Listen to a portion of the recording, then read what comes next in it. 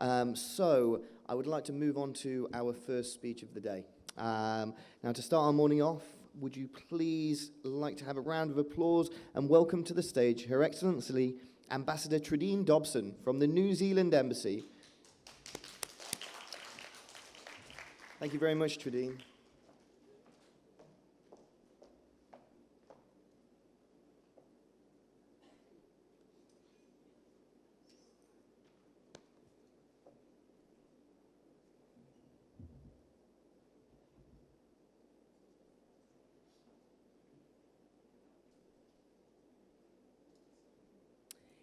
Ina mana, ina reo rangatira mā, prestigious people, speakers, leaders, one and all.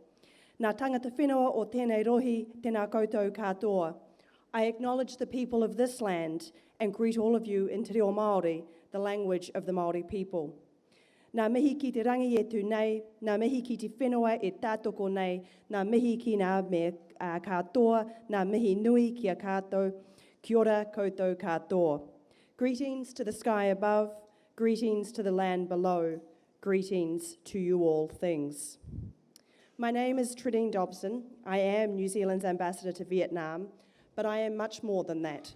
I'm a daughter, a sister, an Indigenous wahine tō, or strong woman, of Aotearoa, New Zealand, and most of all, I am a citizen of this glorious planet we inhabit. So why are we here?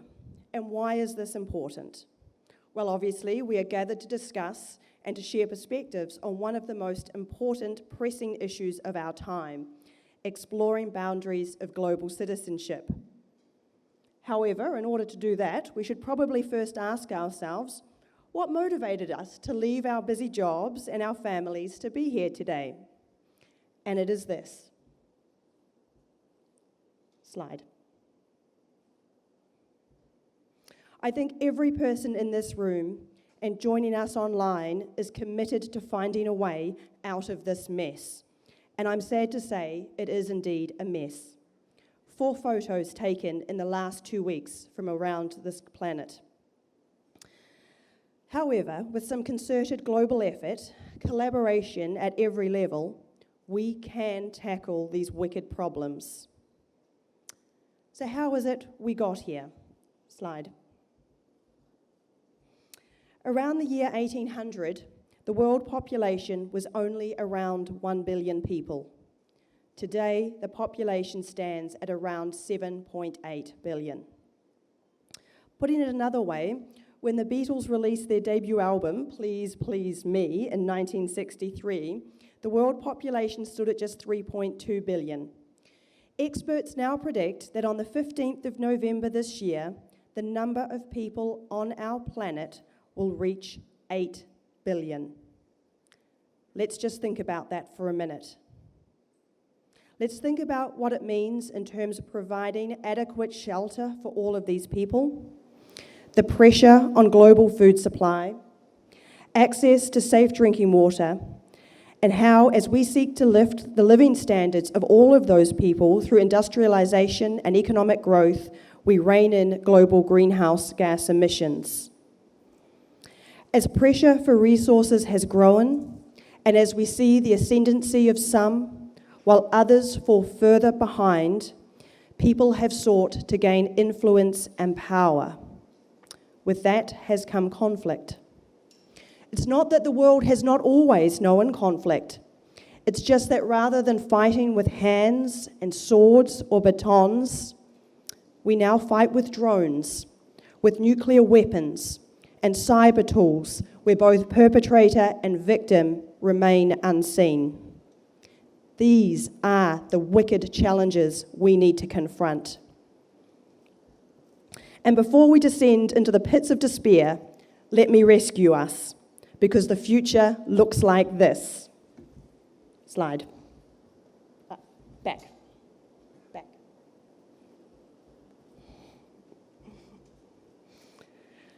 And it also looks like this. Slide.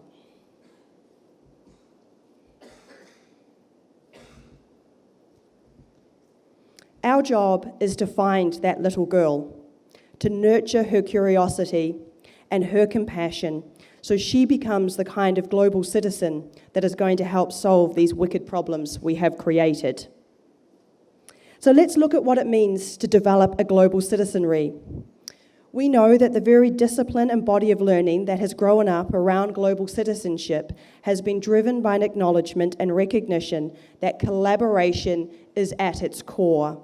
No individual or single country can deliver a solution.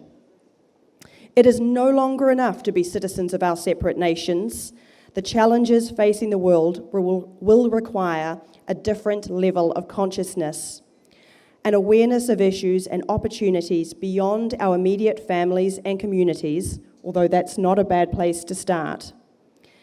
As educators and leaders, we need to help our students and young people choose to take on these broader perspectives. They must develop their self-awareness and awareness of others, understand that local and global issues are inextricably linked, and use curious minds to see challenges from different perspectives. And finally, choose to transform a growing sense of connection into active participation in change. A key building block for building global awareness has been the embedding of global citizenship education into the 4th UN Sustainable Development Goal, quality education, and we heard earlier this morning from UNESCO. The target, otherwise known as a massive challenge, is that by 2030, all learners acquire the knowledge and skills needed to promote sustainable development, including, among others, through education for sustainable development and sustainable lifestyles, human rights, gender equality, promotion of a culture of peace and nonviolence, global citizenship and appreciation of cultural diversity, and of culture's contribution to sustainable development. I don't think I need to remind anyone here today or joining us online that we are just 8 short years away from this ambitious target. So what is the skill set we are trying to engender in our young people to ensure that they can become global citizens? Because I can assure you, as important as numeracy and literacy are, they are building blocks only, a set of tools to get us to where we need to be. What we're doing, or trying to do, is develop the core skills of problem solving, critical thinking, communication, cross-cultural awareness, collaboration, and I would add empathy. Empathy may not be considered a skill per se, but I do believe that it can be nurtured, both at home and in the education environment, at every level. In order to develop this skill set, education must change. We must shift the focus from passive learning to actively developing these other skills, while instilling a sense of global identity. Being part of that change is your task over the next 2 days. But how do we move a generation forward to truly raise the participation of students as global citizens? It's not possible to talk about the boundaries of global citizenship without acknowledging the pivotal role that teachers play. You, are critical agents of change. There is a Japanese proverb, better than 1,000 days of diligent study is 1 day with a great teacher. I want you to take a moment now. Picture the teacher you had, the teacher I hope all of us had, that special teacher. Take a moment, think about them. For me, it was my Year 7 teacher, Miss Seema. She took a classroom of children from our small farming community of around 3,000 people, a very poor community, many of whom had never travelled more than 20 miles from home, to Auckland, New Zealand's largest city, to attend the Diwali festival, the Indian New Year. I have no doubt that it was Miss Seema introducing me to the world that awaited me out there that set me on the path to the career I have today.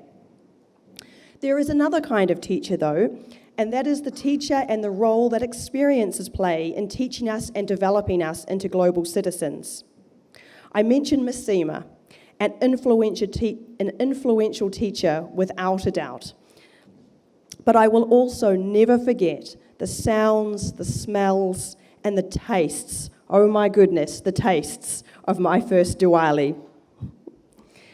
When you think back on your own milestones of development, think not just about the who, but what. What did that entail? The first major victory on the sports team where you came together with your teammates to win. Those other major milestones, perhaps the moment you left home, perhaps the first time you travelled overseas. As educators and leaders, our role is to open up that world of opportunities to our young people, to make them possible, and then to help our students and our young people fully benefit from that development opportunity. Because what I can tell you is that while indeed we will need scientists and engineers, philosophers, and yes, diplomats, the skills of global citizenship will not be found in a maths equation or a textbook. It is as likely that the person or persons that help resolve the challenges we face today will be a C-grade student as an A-grade student. Because what will matter is not the technical skills or know-how, but the way that they applied those in the world. I can assure you that while my degrees in law and arts taught me to think methodically and to write very well, it was the time I spent outside of the classroom that made me who I am. At university, I tutored and mentored other Māori law students. I sat on the executive of our Māori Law Students Association, responsible for running conferences like this of hundreds of people as just a 19-year-old, as well as supporting refugee communities and families as they settled in our city. Every day as a diplomat, I lean into the skills I learned through those experiences. Slide. Our leaders at every level also play an important role as teachers of global citizenship. Do you recognise this person? Yes, that's right, it's New Zealand's Prime Minister, Jacinda Ardern. Does anyone out there know her grade point average? Do you even know what she studied at university? No? Neither do I. I do know she didn't attend Harvard or Cambridge, as fine of institutions as those are.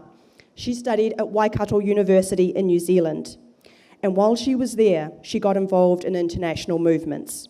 She became the empathetic, critical thinking, collaborative leader and global citizen we know today. Every country represented here today can participate in a brighter, more engaged, informed, and tolerant future through greater commitment to global citizenship education. However, we need to look to our own natural resources, so to speak, to find our competitive advantage in developing global citizenship. In Aotearoa, New Zealand, we are fortunate to be able to draw on Te Ao Māori, or the Māori worldview. We use the word hono ki te ao to describe global citizenship. Hono means to connect, ki te ao, to the world. The name pays homage to the phrase hono tangata, hono wairoa, which is about simultaneously connecting to people in their physical form, but also connecting to their spirit. To know your whakapapa, your genealogy, is to know your place in the world and your connections to it and across it. Global citizenship is a natural consequence of that whakapapa, of those linkages going back to our ancestors, to those connections forged at the beginning of time. That is the Aotearoa New Zealand perspective and experience. Vietnam is fortunate to have more than 50 local cultures to draw from in shaping its global citizenry. How about your country? We have taken global citizenship and Te Ao Māori, hono ki te ao, and applied it to all of our learning frameworks in New Zealand. It's so important in New Zealand that we have made it one of our key goals of our international education strategy. We are looking at ways, in very practical ways, to build global citizenship.